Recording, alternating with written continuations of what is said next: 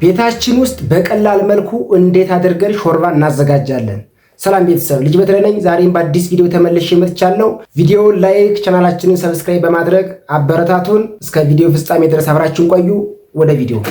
በመጀመሪያ ድንቻችንን በዚህ መልኩ እንልጣለን።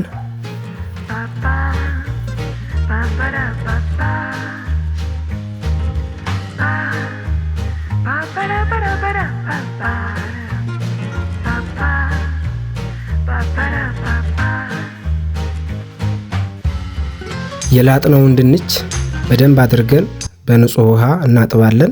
የጣርነው ውሃ ስለፈላ ቅንጨው እንዲበስል መጀመሪያ እንጨምረዋለን። ቅንጨውን እስከምንከትፍ ድረስ እንዲበስል ማለት ነው። በመቀጠልም ድንቻችንን እንከትፋለን።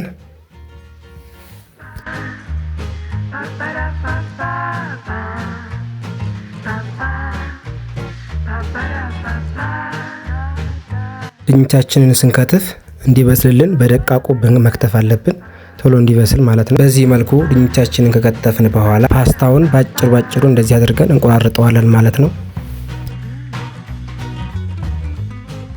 በመቀጠልም የቆራረጥነውን ፓስታ እንጨምራለን።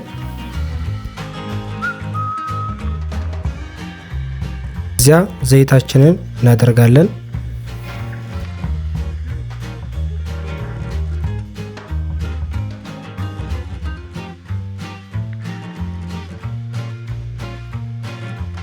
ነጭ ሽንኩርት እንከትፋለን።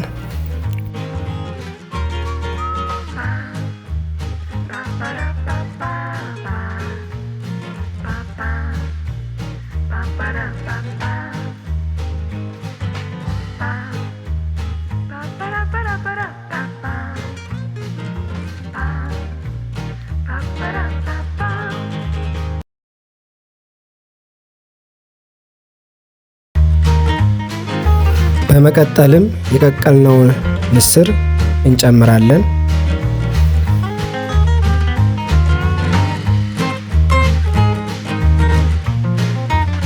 ከትንሽ ደቂቃ በኋላ ድንቻችንንም እንጨምረዋለን።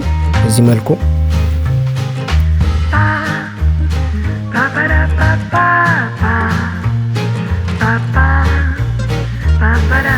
በነገራችን ላይ ካሮትና ቲማቲም ያስፈልገው ነበር። ነገር ግን እኔ ካሮትና ቲማቲም ስላልገዛው ነው። እናንተ ማድረግ ትችላላችሁ። ከትንሽ ደቂቃ በኋላ መኮረናችንን እንጨምራለን።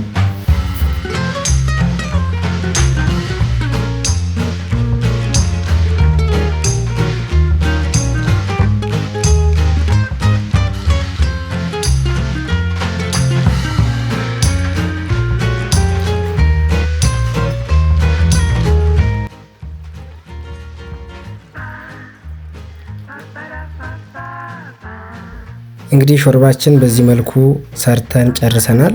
እስካሁን አብራችሁን ስትከታተሉ ስለነበራችሁ ከልብ እናመሰግናለን። ቪዲዮውን ላይክ እንዲሁም ቻናላችንን ሰብስክራይብ ያደረጋችሁ አበረታቱን። በቀጣይ በአዲስ ቪዲዮ እስከምንገናኝ ድረስ ቸር ሰንብቱ። መልካም ቆይታ